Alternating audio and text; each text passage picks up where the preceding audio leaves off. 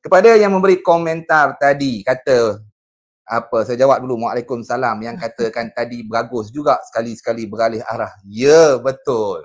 Kalau asyik kita makan nasi ikan kering, hari ni nasi ikan kering, minggu depan nasi ikan kering, bosan. Orang Penang kata cemuih juga. Kepada Mukminin Nordin Shah yang sentiasa setiap minggu bersama kami. Terima kasih kepada saudara Mukminin. Benar. Hari ini sebenarnya apa kata Malaysia itu, nama lagi apa kata Malaysia. Bila apa kata Malaysia, kita cuba setelah bersiaran di studio tetap kami sendiri, kami cuba membawa topik Jumaat ini pelbagai topik, pelbagai isu. Bukan tertumpu hanya kepada ahli politik ataupun peguam ataupun selebriti. Keseluruhannya, generally, sesiapa saja yang bersesuaian akan pasti kami jemput. Kalau minggu lepas, peguam yang cukup hebat, Tuan Haji Hanif Katri, minggu ini Binda, minggu hadapan pastikan itu politik pula bersama dengan Hisham Jalil. Anda minta, kami bagi. Jadi pastikan minggu depan hari Jumaat di waktu yang sama bersama dengan ahli politik yang cukup tersohor ketika ini, iaitu saudara Hisham Jalil. Okey Binda, sekarang kita pergi ke tajuk kita, hangat tu kan? Topik utama, tapi kita nak sentuh secara umum. Ya, general. Bila kita sebut artis, pasal Binda artis. Jadi Papa letakkan tajuk itu iaitu perceraian artis. Tapi sebenarnya yang lebih merunsingkan kita bukan tentang perceraian artis itu. Memang dalam bulan ni kita dengar macam-macam artis, 5 bintang, 10 bintang, 20 bintang. Dia bukan Malaysia je Papa. Sampai orang kata luar negara, Indonesia juga. Betul. Tengah hangat juga. Tengah hangat. Isu perceraian ni dah jadi macam trend. Hak ni bercerai, besok dia tu bercerai, minggu depan bercerai.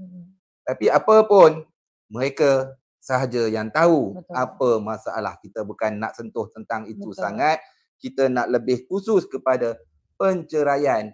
Kalau kita ambil, kita di Kuala Lumpur, Binda. Di Kuala Lumpur sahaja, Lembah Kelang sebenarnya, Selangor, kadar perceraian, ya Allah. Pendek kata, ada kawan saya, seorang ustaz, kata, kalau contoh 2 pasangan atau 3 pasangan yang menikah, 1 pasti bercerai. Itu dari sudut statistik yang amat menggerunkan, sehingga kan Jabatan Agama Islam ataupun Majlis Agama Islam Selangor harus melihat keadaan itu yang makin menjadi-jadi. Dan juga Binda tadi ada bagi tahu tentang statistik. Boleh kongsikan tak sedikit statistik perceraian itu di Selangor ini, kenapa begitu tinggi sangat? Okey, kalau ikutkan statistik negeri pada Malaysia contohnya, memang Selangor yang nombor 1 lah. Dan orang kata antara punca-punca perceraian ni biasanya mengikut kajian yang dilakukan, yang utama tu kita selalu fikir sebab apa agak-agak kan.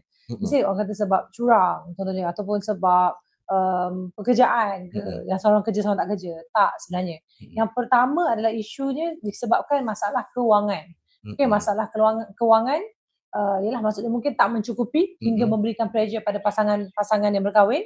Dan yang keduanya disebabkan isu ekonomi. Kemudian ketidaksefahaman. Okey, yang ketiga tu barulah sebab curang, dan keempat, kelima adalah reason yang lain juga. Tapi curang dengan selingkuh tu sama ke? Curang dengan selingkuh sama. Oh, sama. Okey, silakan sambung. Okey. Tapi kenapa di Selangor yang nombor 1 tu, apa tanya Binda lah. Kita rasa sebab Selangor ni lebih banyak kepada, memang kita tahu keadaan dan tempat yang sangat strategik di pusat bandar, Kota Raya besar. Which is Kota Raya besar. Memang kalau tanya cik rasa disebabkan living cost kita yang terlalu tinggi, and then gaji mungkin tidak sampai, maksud tak balance Papa. Tak, maksud gaji, pendapatan tak balance dengan perbelanjaan. So mungkin kalau kata dua-dua suami isteri bekerja, okey lah, mungkin okey yang cukup makan Papa. So kalau ikutkan macam rate harga lebih kurang, kalau gaji dalam 2,500 tu masih consider 2,500 ke 3,000 masih dikira miskin Papa. Betul. Kan? So apatah lagi kalau yang lebih lah contohnya. Dan kalau dua-dua bekerja pula, akan sama juga, akan memberi konflik juga, which is like tak ada orang yang nak jaga anak-anak hantar pada pengasuh. Dan kita tahu isu-isu lain, jadi macam-macam banyak kes kematian juga pada anak-anak. Lepas tu mungkin ketidaksefahaman pula, mungkin bila pi contohnya yang bekerja pula tengok dekat sana, okey yang ni husband boleh bagi, yang ni isteri boleh bagi.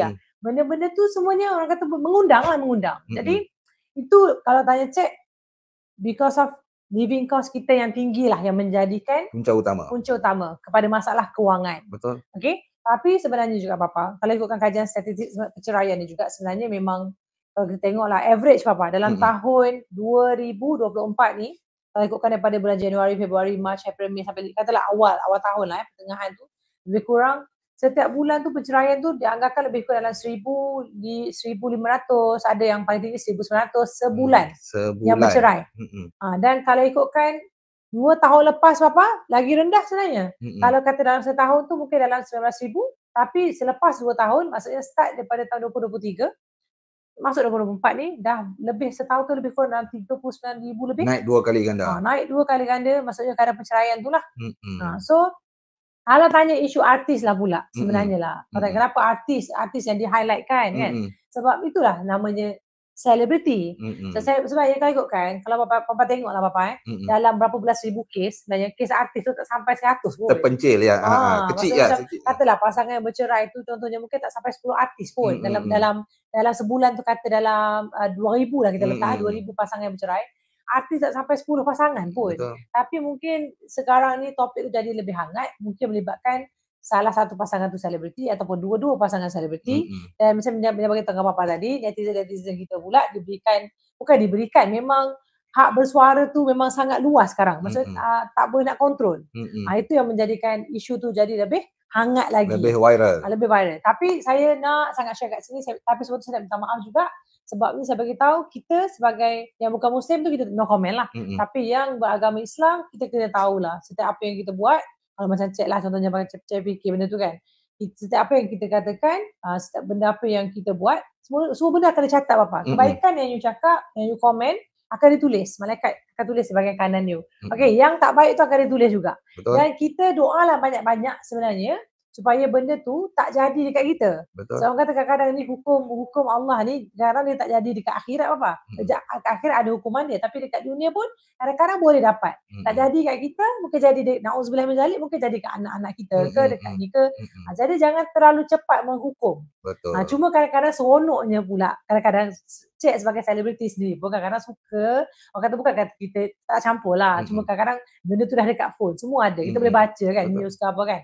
Kadang kerja yang laporan tu netizen ni lebih laju daripada wartawan. Betul. Itu yang kadang-kadang seronok apa, kadang-kadang macam ada je komen-komen yang melucukan. So kalau bina lebih ambil benda yang positif lah untuk baca. Tapi betul, itu saya pun setuju kerana perbezaan di antara marhain dengan artis ataupun ahli politik. Sama je ni, ahli politik dengan selebriti ni lebih kurang sama. Kerana kedua-dua ni terkenal. Public figure. Ya, public figure, dikenali. Ada gelas yang bukan-bukan depan atas meja. Kalau ahli politik pula kena jaga, nak minum pun takut. Ada gelas orang lain letak situ pun boleh jadi isu. Ayak kopi pun boleh jadi arak, macam-macam. Sama jugalah dengan selebriti. Betul. Kes perceraian untuk artis agak terpencil sebenarnya kalau nak dibandingkan dengan statistik, data-data yang kita baca. Purata 1,500 ke 1,700 setiap bulan perceraian. Artis tu mungkin 2-3 orang, mungkin maksimum pun 10 orang. Namun kerana mereka adalah public figure, maka sasaran. Cuma pandangan Papa kepada netizen di luar sana. Bagus anda mengambil tahu perkembangan dunia semasa, isu semasa. Namun kadang-kadang apa saya melihat dia agak terlalu pantas. Kan? Kita baca headline je, isi tak baca, dah komen. Ya ada yang betul, ada yang tidak. Ataupun perbezaan dalam dunia hiburan, selebriti dan dunia politik agak berbeza. Kalau dunia politik ni makin amun dah. Betul. Mencarut bukan-bukan dah. Termasuk saya sendiri pun beberapa kali ingat, tapi tak apa, ini bukan cerita politik. Begitu juga dengan dunia selebriti. Sama lebih kurang. Cuma nasihat dan pandangan yang boleh kita kongsi bersama dengan marhain di luar sana adalah setiap kehidupan pasti ada pasang surut seperti mana kata Binda tadi. Betul. Dari sudut ekonominya, kekurangan, tekanan hidup, namun kembalilah, sabarlah. Kerana setiap lebih banyak kita bersabar, lebih baik balasannya daripada Allah Subhanahu Wa Taala.